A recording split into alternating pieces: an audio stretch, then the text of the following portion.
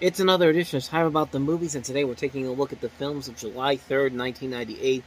Only two movies to look at today. I wish one of them was at least a better movie, and that's the biggest new release of not only this weekend, but it ended up becoming the highest-grossing film of 1998, and that is Michael Bay's Armageddon. Life is short. I love you. Love is forever. Will you marry me? Gracie grew up to become a full-blown hottie. You're talking about my little girl, all right? But you never know what the future holds. Until it hits. It's a meteor shower. This new one you're tracking. How big? It's what we call a global killer. Nothing would survive, not even bacteria. The United States government just asked us to save the world. Anybody want to say no? Think we'll get a hazard pay out of it? They'll do it. They've made a few requests, though. Such as? Oscar here's got some outstanding parking tickets. Max would like you to bring back 8-track tapes. Not sure if that's going to work. Yeah, one more thing. None of them want to pay taxes again. Ever. United States astronauts train for years. You have 12 days. Stick that in me, I'm going to stab you in the heart with it. On July 1st, Tell me you've never let anybody down before. Never quit yet. How's that? Earth's darkest day How you feeling? Good. Considering I've never been this scared in my entire life. will be man's finest hour. I'm marrying you. Bet you are. Bruce Willis, Billy Bob Thornton, Liv Tyler, Ben Affleck, Will Patton, and Steve Buscemi. Whoa! This is so much fun, it's freaky! All the time in the world We have 18 minutes to zero barrier. is all they've got. We all gotta die, right? I'm the guy who gets to do it saving the world.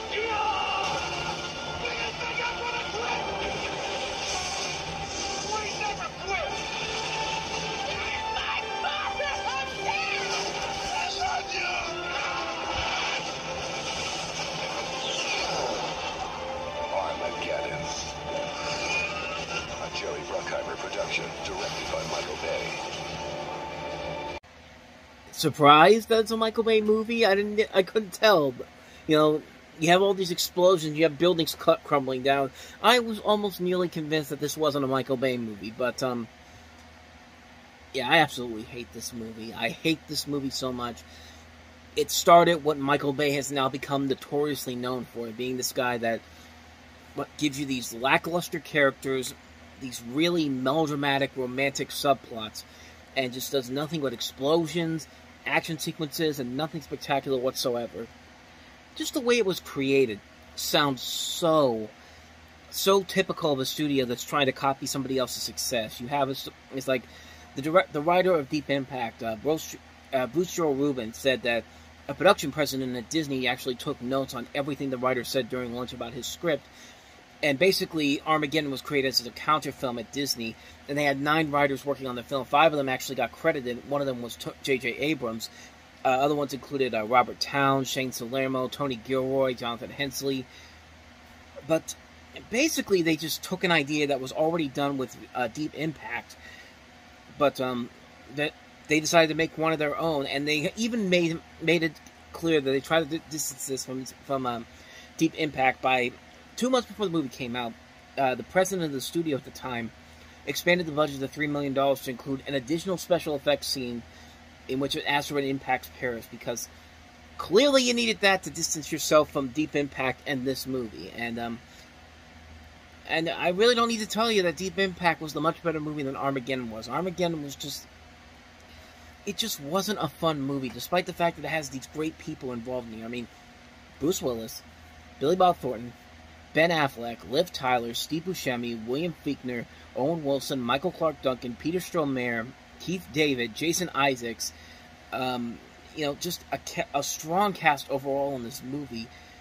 And there's just nothing about it. This whole idea of taking blue-collar people and sending them up into space to save the world is like, it'd be cool if it was actually something interesting or unique, but no, it really wasn't. Like, I don't understand it. I don't get what people saw in this movie. And like I said, this is the movie that introduced us to the Michael Bay that we infamously know him for nowadays. Like, he's the guy that emphasizes more basically throwing explosions anywhere he needs to put it in there. That's why we got some terrible movies in the process from him. A lackluster romantic plot that doesn't make a whole lot of sense. And, but people bought it anyway because they like seeing these young actors in here. Like, let me put it this way. The Armageddon parody they did at the MTV Movie Awards that same year was more realistic than the romance in this movie. And that says a lot. But again, people bought into it. People bought into it so much that the Criterion Collection basically said, "Here, we'll give you a Criterion DVD of it." And I was just like, when I saw that, I was thinking, why? Why, Criterion, did you put this in there? The Criterion Collection is supposed to be for art house films that markets what considers to be important classic and contemporary films and cinema at its finest. I don't know what the hell they saw in Armageddon to say that this is worthy of a Criterion Collection. Now, The Rock has also been on a Criterion release, but The Rock is a much better movie compared to this film. Like, I just don't get why they thought that Armageddon needed a Criterion Collection of all things. Like, there are so many other movies worthy of a Criterion release, but this one just gets it so easily just because it was a big hit. I mean, yeah, you can pretty much tell that I really do not like this movie. I really do not like this film. I think it's not that great of a film. It definitely pales in comparison to something like Deep Impact. The one thing that this movie has that is worthy in the long run is the Aerosmith song, "I Don't Want to Miss a Thing." It's a great song. It's one of the greatest movie songs of all time. It's the only one thing that's memorable about this movie, honestly, because really, I have not seen this movie in many, many years, nor do I really want to see it. I feel like it's on the same pathway as something like Independence Day. And basically, I just can't take this movie, man. Like, every time I see it, or try to watch it, I can't get through it. I mean, it's a boring movie. I don't like any of these characters whatsoever. It has everything that I hate about Michael Bay as a filmmaker in this movie. And it's the movie that started the Michael Bay that we all hate. Like, the Michael Bay that just annoys you with all these moves that he makes. And it's just not a good movie. I'm sorry. I don't see it as a good movie. And I can't believe that people bought into this because, oh, look at all the special effects. I want to see these big effects on the big screen. I want to see these effects that are not even in the movie to see what the difference is between this and Deep Impact. Deep Impact is a much better movie. Like, Deep Impact has a story. It has characters you want to relate to. It pulls no punches. It basically has the asteroid attacking the Earth and having it be... Is basically saying that you're not going to survive this if you're lucky. You're not going to survive this unless you're really, really lucky. But this is just like, we're gonna go to destroy this asteroid and everything's going to be a-okay at the end. And that's not fun. That really is not I mean, it'd be fun if the story was actually pretty good or anything interesting, but it's just not. It's a movie that's just so bland. It's too much. There's way too much going on. It's too much of what we hate about Michael Bay, and everyone bought into it, and it became one of the big hits, and it became the biggest hit of the year, sadly, over much better movies that deserved more than that, but, I've already gone on this long enough. Bottom line, I hate this movie. I've never seen it since the first time I watched it, and quite frankly, I really never want to watch it again, because I really do not like this movie at all. Armageddon. Let's try to end this on a much better note here. Let's talk about the other new release this weekend, which was basically a re-release. It is Federico Fellini's... I'm getting so confused right now. Federico Fellini's Night of Cabiria. Cabiria, 188A, guarda. Silenzio. Azione. Adornazzari, ma io c'ho casa mia, sa, con l'acqua, la luce, il pizzicato, non mi manca niente, proprio tutte le comodità, c'ho perfino il termometro.